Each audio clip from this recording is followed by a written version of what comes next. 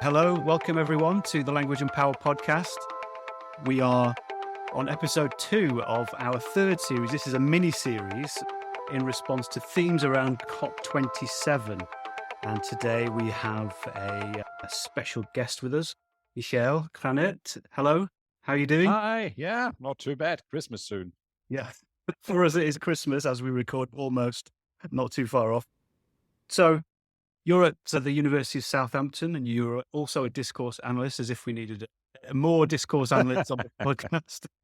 Yes. What are you working on? And also working on discourse and sustainability. I'm having a project at the moment on the language of local government and policies of net zero and how they adapt the national policies into local policy and how that's debated in both Germany and the UK. So that's what I'm working on at the moment, with a bit of linguistic ethnography, seeing people, observing them.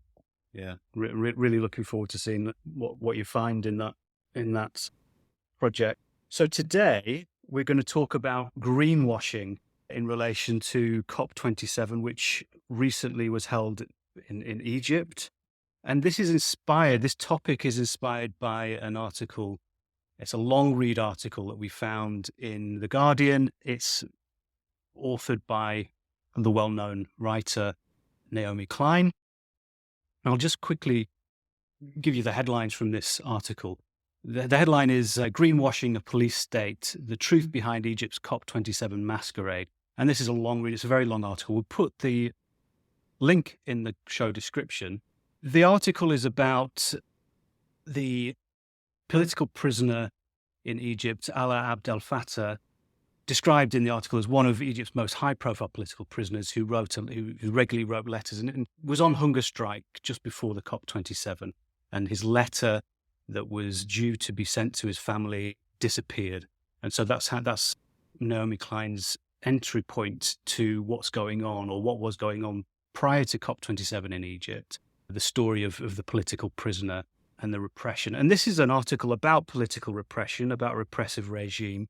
And the argument that Naomi Klein puts forward is that by holding COP27 in Egypt, the state government of Egypt is enabling itself, or embarking on an action of greenwashing its repressive regime. So it sort of takes it to a new level, the idea of greenwashing. This is not just as you, Tom, said earlier, before we were talking, it's not just about polluting companies. This is taking it to a whole new level about human rights. So that's what our starting point is. And one of the points that she makes in there is that the video, there's a video on the COP27 website from Egypt, which shows it's like a tourist video. I mean, could anybody want to tell us about the video? Yeah, that's the first thing that I found when I looked at the webpage. It's Sharm el-Sheikh, Mangroves and Sustainability. And it is effectively, the genre is a tourism ad. Yeah. Right on the front page of the... Again, we'll put the link in the show description for people who want to watch. I mean, we're not going to play it now because it's music. It's music, images, and then some subtitles. But so go on, go ahead. But it's a prime example of greenwashing. You find almost all 7 sins that Terra Choice sort of have defined, sort of hidden trade-offs and no proof and vagueness and irrelevance and false labels, and certainly some fibbing on there. Is some wonderful contradiction as well, because it starts with, you see the planes flying in, and then it says, take a ride on our green transportations, and it shows you buses. And the next sentence is sustainable roads. That one I found really interesting. So all these aircraft flying into the airport at Sharm el-Sheikh, and then it's green because the buses that take you from the plane to the airport terminus are electric or whatever. It doesn't quite say how they're green, but yeah. And at the same time, they're sort of talking about sustainable roads without any proof, and I'm still not quite sure how roads can be sustainable. And it's also irrelevant to the COP27. I mean, it should be the opposite, right? We need less roads rather than more.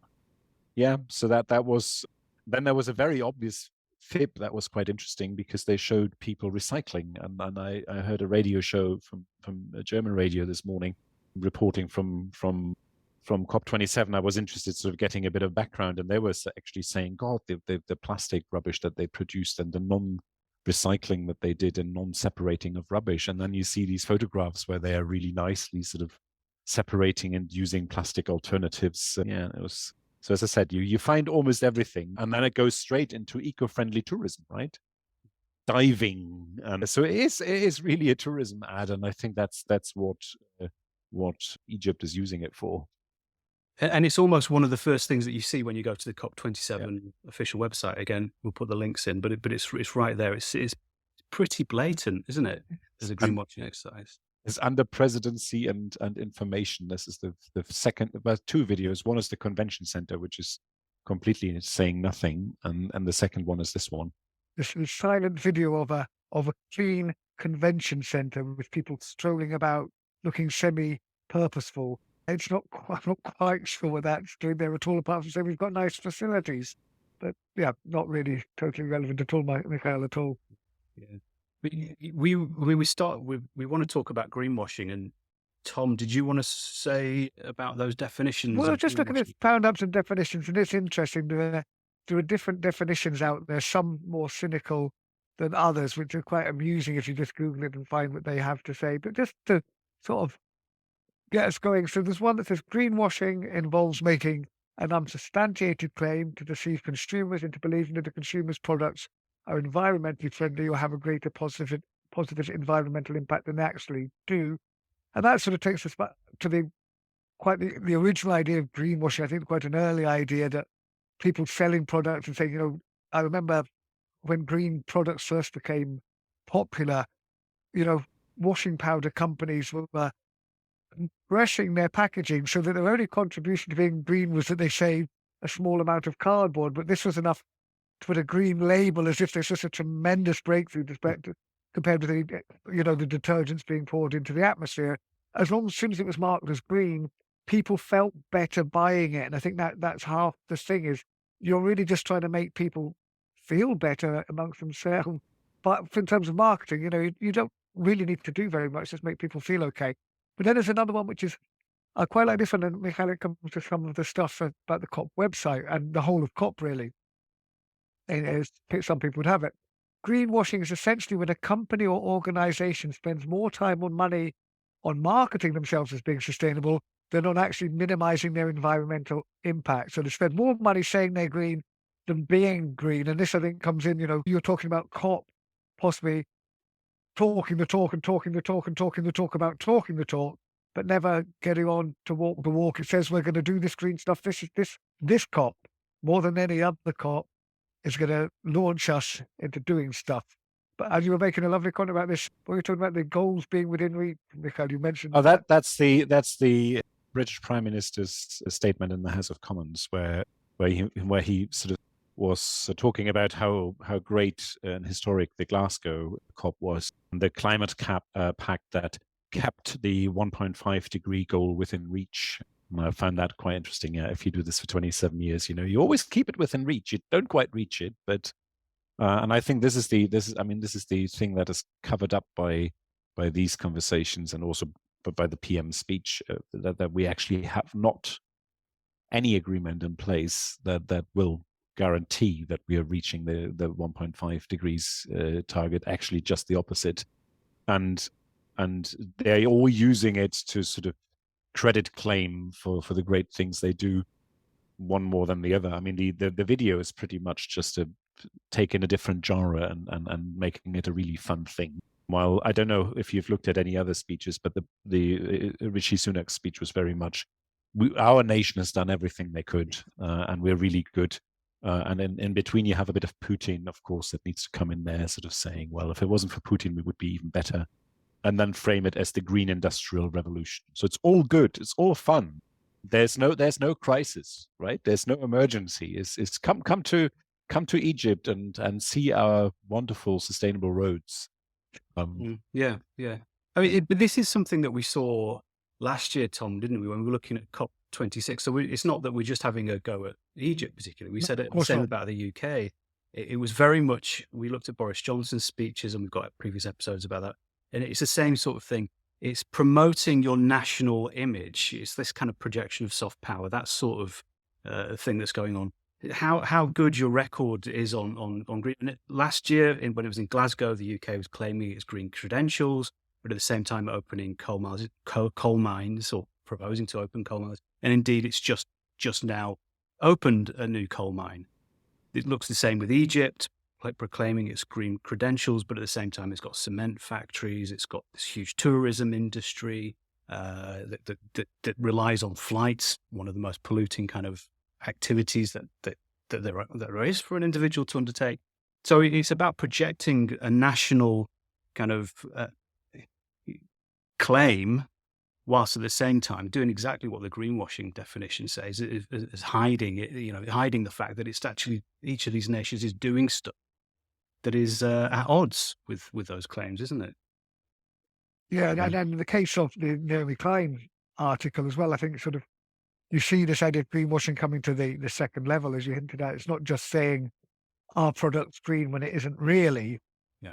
It's being used to project yourself positively on the world stage to hide all sorts of things, not just being non-sustainable or stuff. In fact, according to Naomi Klein, this glossy modern profile that's been put forward hides quite a significant civil rights record. Yeah. Yes, sure, the environmental campaigners are amongst those being targeted, apparently, but also a wider record, rather like we saw with the World Cup as well, where there's a lot of debate about what countries should be allowed to host the World Cup if it's giving them a really positive image worldwide, which is able to offset bad image offset, like carbon offset, bad image offset for wider things, and which is also quite an interesting one, because it then, I think, to take slightly different side on that, by whose standards, and I think with the World Cup that can, I don't want to take it on to football again, but what country hasn't got things to hide that holding the COP wouldn't be very convenient little excuse, to allow us to look good on the world stage or the World Cup. So, Sure. but I think that was interesting, this idea of taking the idea of greenwashing it further, saying to wash away all your sins. Your sins as red as scarlet, they shall be washed green, or something like that. No, that's right. I was just going to say, shall I just sort of read a couple more of the points that Naomi Klein makes, just so we can put a bit of detail on that. So the first one, the upcoming climate summit in Egypt, she gets a quote from an activist in Egypt. The usual calculus has changed, is the quote. The balance is tipped. In addition to the carbon and the cost, the host government, in this case Egypt, who will get the chance to preen green before the world, is not your standard double-talking liberal democracy. It is, he says, the most repressive regime in the history of the modern Egyptian state. So that's one kind of point. The next one, this is an academic now, who working on environmental issues, who says we're no longer able to do that work, i.e. monitor Egypt's environmental credentials. We're no longer able to do that work. Egypt's environmental harms now happen in the dark, and those who break the rules and try to turn the lights on end up in dark cells or worse. So this is how it's getting into the kind of the issue of sustainability. And then finally, there's lots and lots of points in this article, and I would recommend that people read it. But I think one of the most interesting things is that Naomi Klein, as part of this article, brings this idea of something called the sacrifice zone, where you go on these huge conferences and meetings in order to try and solve the issue of climate change, but at the same time, you're sacrificing certain people.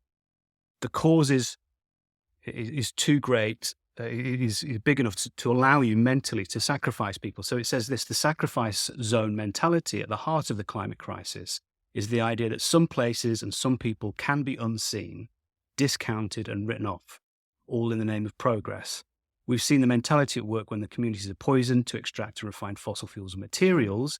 And now we're seeing, in the context of an international climate summit, with the rights of the people living in the host country sacrificed and unseen in the name of the mirage of real progress in the negotiations. So I think that those bits really kind of capture what Klein is saying there about this next level of greenwashing, where it is about the kind of green credentials, but it's also about hiding any kind of scrutiny of those green credentials, but also sacrificing the people in that country to this big kind of global, almost circus of the COP meetings in a sense.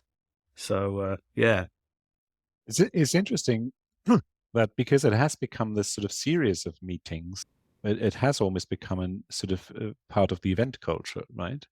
And you can see this reflect just as you were talking. I saw this. The last part of Rishi Sunak's speech is just to say who else he has met. So he's met the German Chancellor and the President of the EU and the President of Israel and the leaders of Kenya and Norway and the UN Secretary General. And it's great who you all met, but he's not talking, and he's talking about what they did in the past. But in between, there's nothing. There's nothing of saying what they have achieved. I mean, to be fair to COP26, I think the funding to the damage limitation and sort of restitution funding is really good. It is progress, and they've sacrificed other things for it, I think. But also what they have not achieved, and that scientists are also telling us is not enough. We need to be faster. And there's sort of hiding through, in this case, through his success and who he's met. In the other case, the tourism brochure is all part of the event culture. But what that means for the discussions as well is, of course, there's always another one.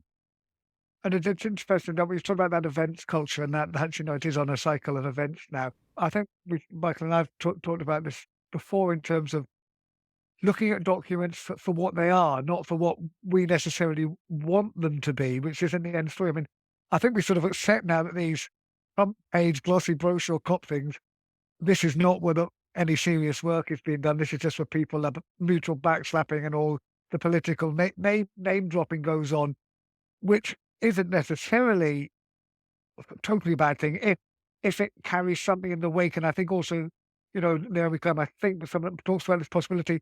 If this is all making something else happen as well, we can forgive the excesses of all this, banqueting and sustainable roads with planes and electric cars, as long as it's doing something else. And I was just looking through some other stuff, and it was interesting to see the Guardian article on Greta Thunberg, not everybody's favourite, but still very, very important actor in all this, talking about famously at Glasgow, she said it was a blah, blah, blah conference.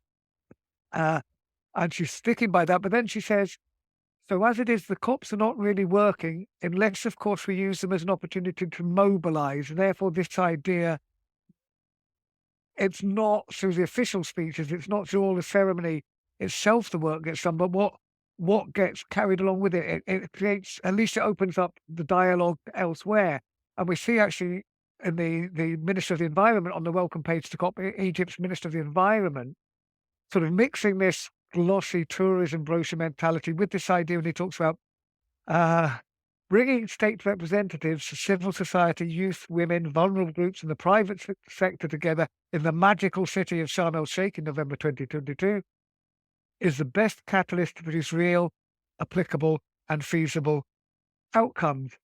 And yet, these are precisely the groups that we've learned that have been excluded, that are not being brought to the table at all. As this pretends to greenwashing then is having the Children's Forum for the first time, having these events where what is apparently civil society speaking is hand-picked civil society to give you that greenwash of inclusivity. And it seems to be quite extreme in this case, from, as you know, if we take all Naomi Klein and human rights, which is backed up by Human Rights Watch and people like that at face value. But even at Glasgow, we heard people complain about access to COP26, the security measures, not being able to participate. And so it seems that the circus is continuing on being the circus, and it's not pulling this other stuff in the wake. And that's maybe where the real frustration is. We'll put up with your extravagance as long as we get to chat about stuff as well. But as we're getting more and more excluded, and it's just the circus that's left, I think it's just the green paint and nothing else now. Yeah, we talked previously, Tom, about the different genres. Well, we spoke about who gets to speak, and you're talking there about the activists and versus politicians and corporations. But we also spoke about the different kind of text types or genres that kind of become prominent through these. And we said that with Glasgow. You've got these kind of hybrid genres where it's partly tourist promotion, national promotion, and so on. But it's interesting in this one, the tourist type videos that we've just been talking about are so obviously, they're hardly even hybrid. They are just, they're just, promotional tourist board kind of videos. So there's a kind of a subtle shift there that, they seem to me anyway, they seem to be kind of just more purely tourist. And then they seem to be more prominent as well. It's not just a kind of, we've got to solve this and we're going to do it in this city, this great city that's given so much to the world, blah, blah, blah. It's just, look at the page. Here's a video about Sharm el Sheikh and how lovely it is. They're even moving these genres to a greater prominence within the kind of framework of the websites, as far as I can see, which is a new, maybe an iterative development, but it seems to be really indicative of what you're saying there about the show becoming even more dominant over these kind of content items that we would want to see coming along in the wake, as you say. And it links to some of the critique that people had to the COP as well, to say especially this one was badly prepared and they didn't spend enough time on planning the communication. I mean, it must be quite a hard thing to moderate a conversation like this, to push it to an outcome. And that was definitely something that they, to what I've heard on the radio and in the debates, they didn't achieve. The drafts were very late. It was quite interesting. I heard this German journalist sort of talking about that this is actually hard text work. It's not just about discussing, it's really looking at drafts and drafts and drafts of text of the declaration. And if that comes late, and if you cannot even take that out of the room as they were told, so they were shown these and they were checked that they don't take it out of the room, you cannot have a transparent and productive debate. So it's interesting that they put quite a lot of effort in the shiny, glossy sort of. It's a type of promotionalization, Fairclough would call it, right? So of using it as a promotional situation, a bit like as it is done with things like the World Cup and football and the Olympics, right? Rather than thinking about the social impact of sports and what it should be, it is becoming a circus, and the same is happening here. Yeah. What's it called in social linguistic terms? It's like status planning, and for minority languages, I can't remember. There's practical planning or something. Someone can go and look it up and write in and tell us. And one is just trying to elevate the status of the language, trying to make it seem, okay, because often minoritized languages, people are ashamed to speak them. And so to make them okay, and then others are actually to do with working out a strategy for it going forward. And I think this is a bit like this, isn't it? These events are great for status planning. Oh, look, here's the whole world talking about sustainability. It's an okay subject now. But then the other side is a bit lost, and I think that's what's really frustrated people. It's almost like this is too big an issue to be left to the world readers. They've all got their own agendas and different things they're doing. But which is great for status, it's wonderful, but it's still talk, isn't it? There's nothing being done to actually plan. Or very, as you say, the restitution was a really interesting one, and that I think that came from, wasn't it, from the Premier of Barbados, whose speech we looked at last year, has been very active in the event. But so there's been obviously some very good. It's not all been disasters. There's been some really good interventions. But I think the impression, it's very dangerous, isn't it, when it gives people, just the same as the greenwashing can make people feel easy about going to, buying a particular washing powder because it uses 20% less cardboard than the other one. And okay, wow, I can feel clean. The opposite can also happen. Once you see the circus in town, it's very easy for the environment, the opponents of change for the better of the environment, to say, oh, it's just a circus. Oh, it's nothing serious. And it makes it very easy to, the opposite of status planning can happen. Just people dismiss it out of hand because it's all politicians on the gravy train on the make again. And I think that's a real danger when it gets too big. Yeah. Yeah, I think that's right. It's a really interesting phenomenon that we're seeing about these two faces of these COPs. For what you're saying there, you've got that. It's a good way of thinking about the status and the kind of practicality. And I like those phrases about you need the text work. Should we just have a look at very briefly at the speech, the president's welcome message. So this is President Abdel Fattah al-Sisi, who is the president of Egypt. And he has a welcome message on the front page of the COP 2027 website. And I won't read it at length, but it will be familiar to people who've seen these kinds of welcome messages before. But I just wanted to read the last couple of sentences in which he says, "I deeply believe that COP27 is an opportunity to showcase," there's the performance, "showcase unity against an existential threat that we can only overcome through concerted action and effective implementation. As incoming presidency, Egypt will spare no effort to ensure that COP27 becomes the moment when the world moved from negotiation to implementation, where words were translated into actions, and where we collectively embarked on a path towards sustainability, a just transition, and eventually a greener future for coming generations. Welcome to Sharm el-Sheikh," he says. I thought that was very interesting in terms of what we've just been saying about the show. I mean, he kind of says, this is about showcasing unity. So he's kind of acknowledging that there. At the same time, making this distinction between words and action. And one of the things that we keep seeing here is that we see a lot of these leaders talking about translating words, and the time has come to move from word to action, making that distinction. It's becoming quite a cliche of these kinds of statement by whoever's holding the presidency of these COP meetings. And so what do you guys think about this? As discourse analysts, what do we think about first, the distinction between words and action, and then specifically talking about this very general kind of call to move from words to action without specifying anything in particular? I think one interesting bit is it underestimates the importance of words. And politicians are very aware of this.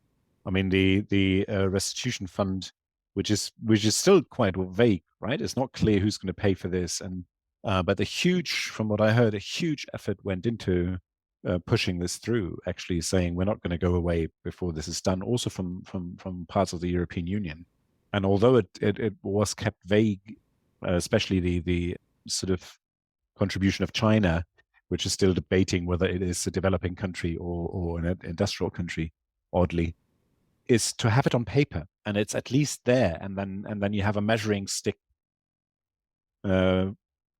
below of which you cannot fall, right? You can come back next time and say, no, we already agreed this, and now we need to fill it with more words, really. I mean, that's what's going to happen, right? You fill it with more words by saying who's going to pay what. But if you don't get it into the declaration and don't get the text work done, then nothing happens, right? No agreement is made. So that's, and I think that's what's underestimated here. But it's such a typical catchphrase, isn't it? This sort of words and actions. Politicians just talk. Well, if you don't, we make people do things by talking, and by convincing them. Yeah. No, I like. I mean, I wonder whether actually what we don't want to turn words. We don't want words, fewer words and more action. We just want different words. We want them to make words which are a commitment to specific things that will start combating the worst excesses of climate change. Do we? Yeah. I like that idea of but it is bit by bit. It changes the perspective, right? By saying, okay, yes, we're going to have that fund and we need that fund, although we're not agreeing that it is. We are at fault here. We are now doing something dangerous, of course, because there's a switch in the discourse between sort of stopping climate change and climate change mitigation, which is also quite a risk. And especially conservatives seem to love that idea of saying, oh, no, we just need to make sure with technology we can mitigate what's going to happen. So there's danger in that as well. But these dangers need to be negotiated. There's that Promethean myth I often talk about. I don't know if I've mentioned it on this podcast before, but I did very much in terms of Boris Johnson's speech at the last COP, is the idea that humankind is all powerful and will find solutions if we try hard enough, because we've survived 40, 100, how many thousand years we've survived. We do sort of believe that technology will solve everything and we can do stuff, and we forget that we are really just a smaller part of a bigger thing. So I think that's this wishful thinking that we will solve it is often there, isn't it? But also thinking about, yeah, I agree totally that the power of words, and I think sometimes people are a bit unfair in what they expect this meeting to do of all these people, you know.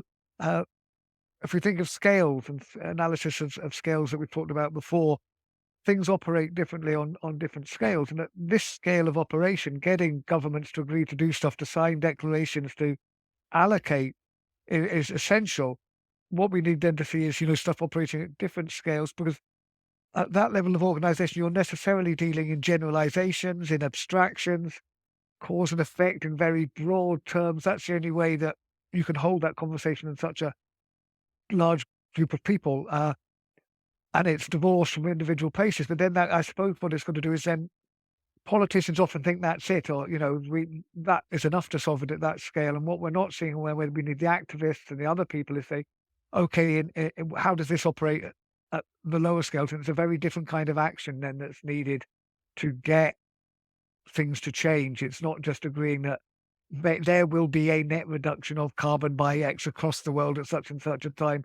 That's got to then translate and say, how do we move those words down to the local context and turn them into, because they are, as you say, they are action, very much. They're speech acts, these big documents, they are actions. But then what are the implications? And the closer you get to the ground, the more it's got to turn into actual physical action. But it's finding that translation, I suppose. And this seems to be where the trouble comes in, when people are cutting out the civilian voices, as it were. It's like, the old joke about the guy designing the school and all these fantastic mod cons he'd have, and the special blackboards and the beautiful doors, and then he wouldn't let any children into it because they'd only ruin it. And I think, this is these activists come along and spoil our plans by wanting to do stuff. It makes the picture muddy. Yeah. That's another theme that we've come across, isn't it? That translation, recontextualization from one scenario, such as these kind of huge diplomatic events, to something. I mean, it just feels disconnected from those other mechanisms, other social mechanisms, which would be needed to do other kinds of action, the non-discursive actions that we need. Well, it's also the lack of momentum, certainly from the PM statement, right? Coming back and saying, "Oh, it's all fine. It's all right, guys. Spoken to the German Chancellor, and it's all fine." Rather than coming back and saying, "We're not doing enough. No, we as a nation do enough. Now it's time for others to do it." And there's a phrase there in the Naomi Klein article, a bit of intertextuality from actually, Mike, one of your favourites. Talks about eco-social justice or eco-socialism in there. But of interesting work, obviously, I haven't got time to think about it now, but stuff by Nancy Fraser and other people, just basically sort of saying the system that created the problem is incapable of solving the problem, because, as you say, Mike, it's the same solutions. It's got to be more radical. It can't be the same. And that, therefore, the fact that taking back to greenwashing as well, that if you haven't got a system that allows for participatory democracy, and that starts looking at capitalist relations and human rights in a different perspective, all those things together, you can't solve any of those problems individually. We tend to sort of compartmentalize them a bit, politicians, whereas you've got to change them all at once, is what Nancy Fraser and I would be inclined to agree, that, with this exploitative capitalist glossy brochure style of capitalism, it's going to be very hard to change things because the mechanics aren't there to make it possible. And that's part of that discourse that is framed by the genre, right? That if you look at the video, you have cars, you have sustainable roads, you have airplanes, you've got all the drinks and the wonderful hotels, and there's no talk about, well, maybe lifestyle needs to sort of change and give, which is a difficult work, right? As we all know. I mean, I still own a car and can't avoid it, which I know is not great. But then, thinking, oh, if we just had sustainable roads and sustainable cars, it would all be fine. Just tweak the system and tweak the existing system a little, and it will just work out nicely. Or it will stay just within reach of that elusive goal, that tantalizing goal. Tantalizing, yeah. Absolutely. Well, we're coming to the last couple of minutes. We noticed a couple of perhaps remarkable videos attached to the COP27. Do you want to quickly just mention those, Tom? We'll put links to those in the chat as well, in the description as well. I'll just reference one because I was just sort of Googling to find what documents are around there, and I found this wonderful web page, and the headline is 3 protected areas you need to visit if you're a nature lover traveling to Sharm el-Sheikh for COP27 this November. And if you read it, it starts off located on the Red Sea coast at the southern tip of the Sinai Peninsula in Egypt. Sharm el-Sheikh has become an international tourist destination in recent years, popular with Egyptian and foreign tourists alike on account of the region's natural and cultural beauty and its all-year-round dry climate. And so it continues, and it could be from The Lonely Planet, and other guides are available. It's actually from the UNDP, the United Nations Development Page website. And this is not written tongue-in-cheek. It's basically saying, if you're a delegate going to COP27, here's a fantastic beach resort you can go to. And on about line 20, and by the way, it's got mangrove swamps, so it's sustainable. So you have a really nice time there, not feeling any guilt because you're taking part in this wonderful conference, and it's a nice, clean beach. But it's a whole page advert for the beaches that's just sort of almost beyond parody, the fact that the United Nations would have a whole page that's in that genre. As you said earlier on, Michael, the genre seems to have moved almost entirely to the tourist genre, with only a few throwaway lines to, oh, by the way, we're sustainable. Yeah. Well, on that slightly depressing, very depressing note, we should wrap things up. Michael, thank you very much for your wonderful contribution to our podcast. Thank you. Thanks for having me. Yeah, it's been great. Tom, great to see you. Nice to see you again. Yeah, see you next time. And thanks everyone for listening. See you soon. Bye now. Bye.